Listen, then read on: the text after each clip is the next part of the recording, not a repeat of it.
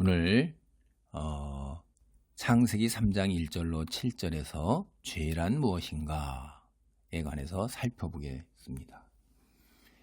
이 죄라는 말은 우리가 그렇게 유쾌한 말은 아니에요. 이게 일상생활에서 우리가 죄인 이러면 이제 상당히 기분이 나쁘죠.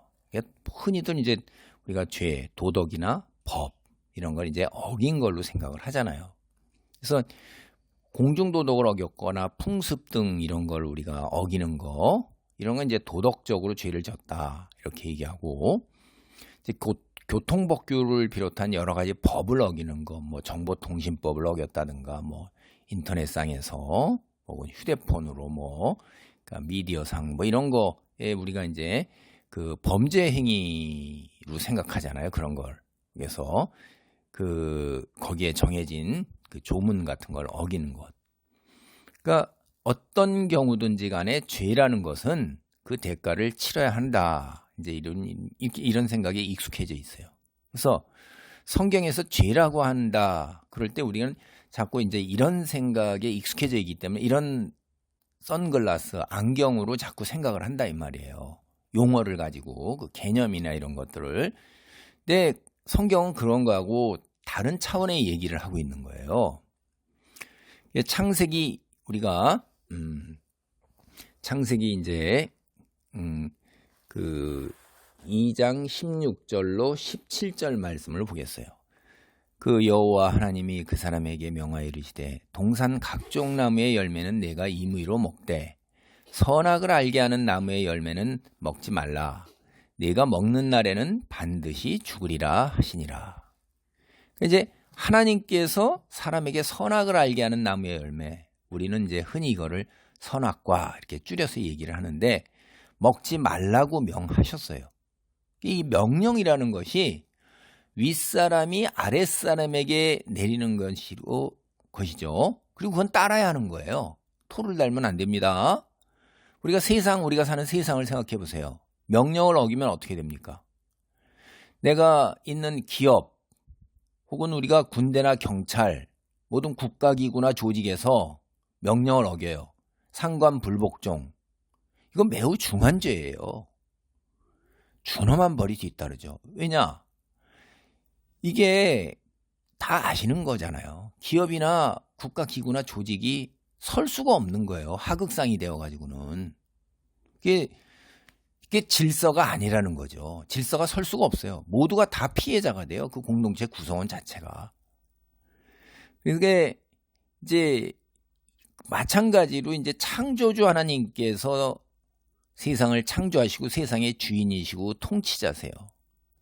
그리고 하나님이 다 빚었어요. 피조물이에요, 사람. 근데 명한 것을 어긴다. 이거는 우리 세상에서 비유로 생각해봐도 생각조차 할 수 없을 정도인데 하물며 창조주에게, 아니 위에 있는 사람들이야 나도 위가 올라갈 수가 있잖아요. 같은 대등한 존재들이란 말이에요. 사실은 인간이기 때문에. 근데 창조주는 우리하고 대등한 정도, 이건 상상도 할 수 없는 거예요. 나의 근원이잖아요. 생명의 근원. 내가 존재하게 된 근원인데 그걸 어겨? 이건 생각조차 할 수 없는 거예요. 어마어마하게 중한 죄예요. 존재의 소멸까지도 생각할 수 있을 정도로 중한 죄입니다. 창세기 3장 6절입니다. 여자가 그 나무를 본즉 먹음직도 하고 보암직도 하고 지혜롭게 할 만큼 탐스럽기도 한 나무인지라. 여자가 그 열매를 따먹고 자기와 함께 있는 남편에게도 주매 그도 먹은지라. 이제 여러분 여기서 기본적으로 우리가 늘 흔히 들어왔던 얘기가 이거예요. 하나님의 명령을 어겼다는 거예요. 응? 아담은요, 그 여자가 열매를 따먹지 못하게 말려야 해요. 자기가 가장이잖아요, 가장. 응? 가장이니까 가장이 그 권위, 다스리고 질서를 세우는 걸로써 그건 하나님 말씀에 기준으로 해서 옳지 않다 이렇게 말려야 되는 거죠. 근데 그러지 않았어요. 또 말리지 못했어도 나는 아니야, 당신은 그렇게 한다 할지라도 하고 여자가 주는 나무 열매를 거부해야 되는 거예요. 하나님 말씀을 맡은 자잖아요. 남자가 거기에 지도자예요. 가장이에요. 자기가 다 책임을 져야 되는 거예요. 근데 거부하지도 않고 먹었다 이 말이에요. 그러니까 창세기 이런 이야기를 근거로 하면 우리가 이제 성경에서 말하는 죄가 선악과를 먹지 말라 하는 하나님의 명령을 어긴 것이다. 이렇게 얘기를 해요. 우리 흔히 다 그렇게 얘기 들어왔어요. 그 틀린 얘기가 아니에요. 하나님의 명령, 즉 말씀, 이거 이제 율법, 토라 이렇게 다 나가는 거잖아요. 그걸 어기는 걸 성경에서는 죄라고 그러는 거예요. 여러분이 창세기 다음에 이어서 나오는 출애굽기나 신명기, 여호수아, 사사기, 사무엘상하, 열왕기상하, 그리고 뒤에 건너뛰어서 이제 모든 선지서 보면 이스라엘의 왕과 백성이 하나님 말씀을 어겨요. 그 대표적인 게 우상숭배예요. 성경이 이런 행태를 죄라고 분명하게 얘기해요. 그러니까 분명히 아담과 하와가 하나님 말씀을 어긴 것, 그것이 죄고, 이스라엘이 하나님 말씀을 어기고 우상숭배를 하는 게 죄예요. 그러니까 분명히 아담과 하와가 하나님 말씀을 어겨서 세상에 죄가 침투해 들어온 거예요. 근데 이게 이제 우리가 조금 더 생각을 해봐야 돼요. 제가 이제 성경을 이야기라고 그러잖아요, 자꾸. 그 이야기 속에서 전하고자 하는 메시지가 있어요. 그러니까 사실이 있고, 그거는 사실이에요. 팩트라고 그러는 거예요, 사실. 그 다음에 이런 이야기 줄거리를 통해서 우리가 전하고자 하는 메시지가 있어요. 이런 게 이제 묘사하는 거예요. 묘사. 문학에서도 막 문학적으로 저자들이 묘사를 해가지고 뭘 전하려고 이렇게 들잖아요. 그게 뭐냐면 비유, 상징, 은유, 뭐 등등 여러 가지 모형, 뭐 이런 거를 통해서 메시지를 전하려고 그런단 말이에요. 그거를 잘 생각을 해봐야 돼요. 그러니까 분명히 명령을 어긴 게 죄입니다. 그런데 그렇게 단순하게 창세기 1, 3장 이야기에서 죄라는 것이 하나님 말씀을 어긴 것, 그것이 죄다. 그것만을 전하고 있을 거냐 하는 거예요. 조금 더 생각을 해보자는 거죠. 성경이 하나님께서 사람에게 계시를 전하기 위해서 주신 거예요. 그러니까 성경의 선악과 이야기가 단순히 하나님 말씀을 어기는 것이 죄다. 그거를 전하고 있을까? 이런 생각을 해야 되는 거예요. 그래서 죄가 도대체 성경이 뭐냐? 이거에 대해서 이제 많은 학자들이 굉장히 고민을 많이 하는 거죠. 그래서 이제 우리가 죄에 대한 이해를 할 때 몇 가지를 더 생각해 볼 수가 있어요. 첫째, 죄가 짊어져야 할 짐이라는 거예요.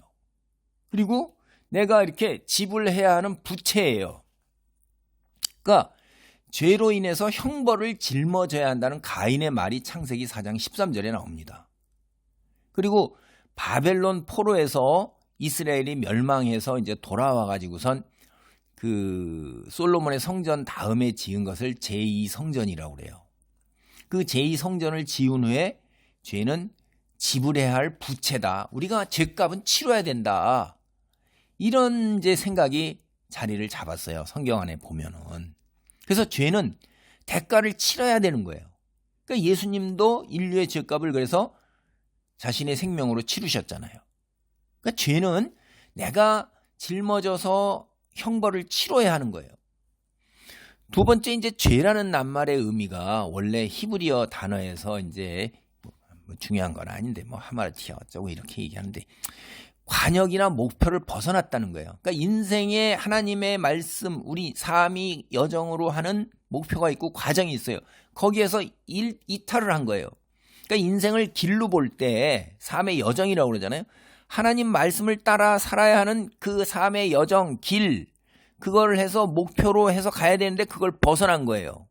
하나님 말씀 기준이 아니라 자기의 육체적 소욕을 따라서 세운 기준을 따라 사는 것, 그게 죄라는 겁니다. 이제 그렇게 우리가 이해를 할 수 있어요. 그 죄라는 말이 의미하는 걸로 보면. 근데 결과적으로 죄는 뭘 가져오냐면 근본적으로 하나님과의 관계를 파괴해요. 아담과 하와가 에덴 동산에서 쫓겨났죠. 이스라엘이 약속의 땅에서 포로로 끌려갔죠. 이게 소외된 거예요. 하나님으로부터. 그게 소외 자체, 하나님의 백성 자녀되는 그 관계, 이게 다 파괴되는 거예요. 이게 죄가 가져오는 겁니다. 우리 인간은요, 하나님이 계신 하나님의 임재라고 그래요. 그 앞으로 나아가서 하나님과 교제하고 의사소통하면서 하나님으로부터 비롯되는 모든 은혜, 축복, 샬롬, 이런 걸 누리는 게 인간의 가장 근원적 욕구예요. 하나님의 임재 앞으로 나갈 수 없어요. 관계가 파괴됐기 때문에. 하나님의 백성이 아니기 때문에 쫓겨나요. 유배돼요. 소외당해요. 이게 죄예요. 네 번째, 죄란 불균형을 초래해서 인간 세상에 혼란을 가져오는 거예요. 창조주와 피조물 사이에는 균형이 있어요. 세상에 다 균형이 있잖아요. 밤낮에 균형이 있고 바닷물이 육지를 침범하지 못해요. 창세기 앞에 보세요. 하나님께서 그렇게 딱 그거를 갖다가 질서를 세워놓으셨어요. 그러니까 태초에 하나님이 천지를 창조하시니라, 이거를 뭐냐 하면, 그러니까 창조주께서 말씀으로 질서를 세우신 거예요. 하나님이 질서의 중심이에요. 하나님으로부터 모든 질서가 하나님이 창조하셨으니까 나오는 겁니다. 그런데 피조물이 자기가 질서의 중심에 올라서고자 하는 거예요. 다시 말씀드려요. 하나님께서 말씀으로 세상을 창조하셨고 하나님의 말씀으로 세상의 질서가 세워졌어요. 하나님 말씀이 질서이고 하나님이 중심이세요. 중심. 세상의 중심이란 말이에요. 근데 하나님 말씀을 아담이 거부한 것, 그게 뭐냐면 하나님이 질서라는 거를 거부하는 거예요. 그리고 자기 생각, 자기 의지, 자기 판단이 그게 질서의 중심이에요. 그러니까 자기가 뭐예요? 피조물 주제, 창조주 위치에 올라서 우주의 중심이 되고자 하는 거예요. 그러면 창조주와 피조물 사이 위치가 바뀐 거예요. 이게 균형입니까? 불균형이고 부조하고 통일성이 파괴되는 거예요. 그래서 죄를 단순히 하나님 명령을 거부한 거다, 이렇게 하면 이스라엘이 뒤에 가서 단순히 율법이나 토라를 지키지 못해서 죄를 지은 거로만 생각을 하게 돼요. 그래서 겉으로 드러나는 행동이 불순종이잖아요, 그게. 그럼 불순종에만 초점을 두면 그럼 율법, 말씀 그거 지키기만 하면 되는 거 아니냐. 그렇게 되면 이게 외식적이고 형식적이 되는 거예요. 율법과 토라, 즉 하나님의 말씀의 의미가 뭐냐, 이걸 바르게 이해해야지만 참되게 순종하고 그 본질적으로 그 전달하는 하나님의 말씀, 메시지의 의미에 부응할 수 있게 되는 거예요. 이걸 못하게 되면 바리새인처럼 형식적으로 율법으로 외적 행동으로 그냥 문자적으로 준수하면 끝나는 거예요. 근데 하나님이 그걸 받으시냔 말이에요. 외식하는 자들이고 형식주의자들이고 그러는 거죠. 그래서 성경에서 이야기하는 죄는 근본적으로 제가 딱 잘라 얘기하면 피조물 주제에 창조주를 거부하고 스스로 창조주 자리에 올라서는 거예요. 한마디로 하나님 되려고 하는 거예요, 자기가. 그러니까 이거를 이제 좀 세련된 말로 자기 의존적, 자기가 하나님이에요. 자기 중심적, 모든 게 다 자기가 기준이에요. 이런 말로 표현할 수가 있어요. 같은 말이에요. 자기 의존적이다 그러면 자기가 신이다. 자기 중심적이라 그러면 모든 게 다 자기가 기준이에요. 자기가 세상의 기준이고 자기로부터 질서가 나오는 거예요. 자기는 도덕, 법 다 위에 올라서 있는 거예요. 자기의 말, 자기의 생각, 그게 세상 질서의 원리고 법이 되는 거예요. 자기가 세상의 최고 존재, 소위 지존이라는 거죠. 지존. 피조물 주제의 분수를 모르고 스스로 창조주 자리에 올라서고자 하니까 균형이 깨지고 불균형을 가져오는 것입니다. 오늘 세상에 돌아가는 판세를 보세요. 죄에다 다 스스로 권력 잡은 자들은 뭐라고 그러죠? 자기가 질서의 중심이에요. 자기의 말이 곧 법이에요. 도덕이나 혹은 이미 성문화된 법전, 국가에서 그거를 유지하기 위해서 만들어 놓은 것들이 다 그 위에 있는 거예요. 자기하고 자기를 따르는 무리, 그러니까 자기가 말로 한번 딱 하면 그게 곧 돼버리는 거예요. 그거 성문법, 도덕, 사람들 다수의 생각, 무엇이 옳고 그름 다 자기의 기준이고 자기의 판단이고 자기 말이에요. 말에 그게 모든 게 다 있는 거니까. 지금도 그렇잖아요. 다 무리지어서. 인간이 자기를 갖다가 이렇게 질서의 중심으로 잡고 되어서 사실 피조물이란 능력이 없어요. 하나님이 창조주이기 때문에 하나님 말씀만이 곧 권능이에요. 하나님 말씀으로 이 세상의 질서를 창조하셨고 인간도 이 질서 아래에 있는 피조물에 지나지 않는 거예요. 하나님을 거부하고 스스로 지존의 자리에 올라서도 여러분 보세요. 아담이 뱀의 거짓 유혹에 들어가서 뱀이 들어오는 걸 못 막아냈죠. 어둠의 세력이 들어오는 걸 못 막아내서 뒤에 이어지는 걸 다 보세요. 자기 가정이 살인이 일어나고 파괴되고 뒤에 자기의 인간의 후손들이 다 스스로 하나님이 되고자 바벨탑을 세웁니다. 근데 뭐가 돼요 자기가? 아무것도 못한다 이 말이에요. 어둠의 세력, 혼돈, 무질서가 침투해 들어오는데 그걸 막아내지 못한단 말이에요. 인간은 나약한 피조물에 지나지 않습니다. 질서의 중심이신 하나님께로부터 비롯되는 은혜와 축복이 없으면 어둠과 혼란과 무질서 속에서 방황하면서 죽음과 멸망, 갈등과 다툼 속에서 세상을 다 파괴로 몰아넣는 거예요. 무질서로 몰아넣는 거예요. 그걸로 마무리하는 거예요. 그냥 인간은. 그러니까 다시 말씀드려요. 죄는 창조주 하나님을 거부하고 자기 의존적, 자기 중심적이고자 하는 거예요. 선악과를 먹지 말라 하신 하나님 말씀을 순종하지 않은 행동이 죄인데 그 밑바닥에 깔려있는 것이 바로 뭐냐면 스스로 하나님의 자리에 올라서려고 하는 것.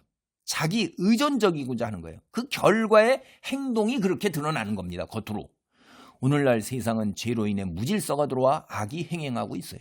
하나님을 믿지 않는 자들은 모두가 예외 없이 자기 스스로 하나님의 자리에 올라서고 있어요. 소위 자신이 하나님이에요. 자기 생각, 자기 판단, 자기 능력이 최고란 말이에요. 권력자 다시 말씀드려요. 도덕과 법 위에 있어요. 자기 스스로 존재해요. 자기와 자기를 따르는 무리들은 도덕과 법 위에 있는 사람들이에요. 도덕과 법이 문제가 되지 않아요. 오로지 자기를 따르지 않는 이들에게 가혹하게 도덕과 법을 적용시키고 처벌하고 있는 겁니다. 지배층이 아닌 세상 사람들, 인생의 주인이 또 마찬가지예요. 다 하나님을 믿지 않는 사람은 다 자기 인생의 주인이 자기라고 생각해요.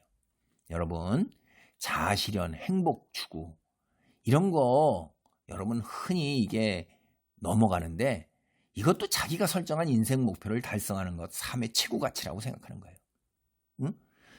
그래서 사람들은 경우에 따라서 적지 않은 사람들이 이런 것 이루기 위해서 드러나지만 않으면 수단 방법을 가리지 않아요. 오늘 말씀을 정리합니다.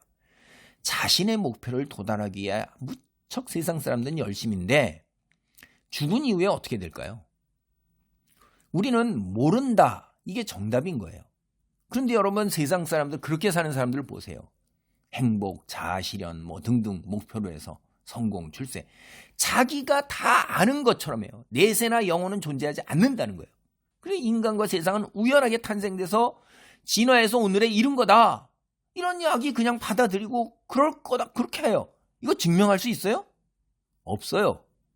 자신이 그렇다고 생각하는 것이 진리라고 생각한단 말이에요. 그냥 다 알아요. 자기가. 태초에 하나님이 천지를 창조하시니라. 이거 아이고 거짓말이야. 신화야. 허구야. 자기가 다 알아요. 모든 걸 다 알고 판단해요. 자신의 확신이 곧 진리예요. 자기가 신이죠.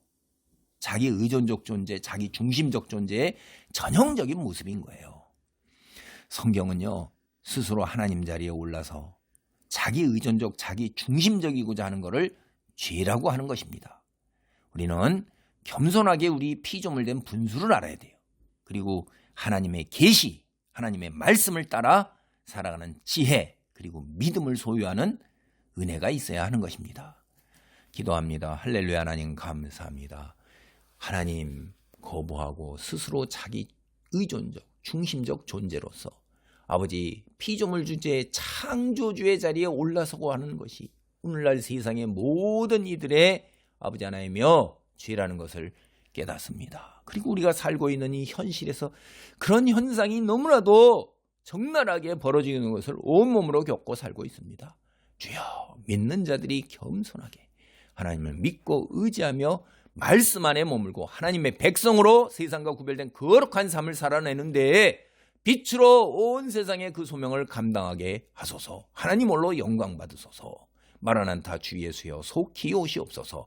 예수님의 이름으로 기도하옵나이다. 아멘.